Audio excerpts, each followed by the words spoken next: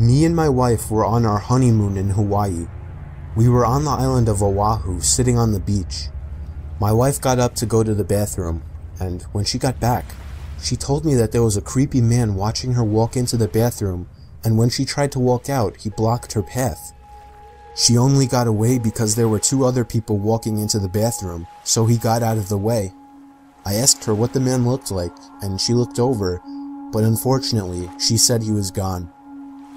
Our hotel was walking distance from the beach, so we got back quickly, but we made sure to report the man to a police officer we saw walking on the beach, and then we washed up before going out to eat. We ate at a fancy seafood place and did some walking around afterwards. Close to midnight, we finally went back to the room and began to wind down. Then we got a knock at the door. I looked through the peephole of the door and saw a man in a maid uniform standing outside. I opened the door and he immediately tried to let himself in. I pushed him back a bit, asking him what he wanted. He told me he left something in the room while cleaning earlier and needed to get it out. The only thing, we left the do not disturb sign on the door all day. Then I noticed he was making eye contact with my wife. My wife then screamed, "That's the man!" I didn't understand at first, but it was too late for that.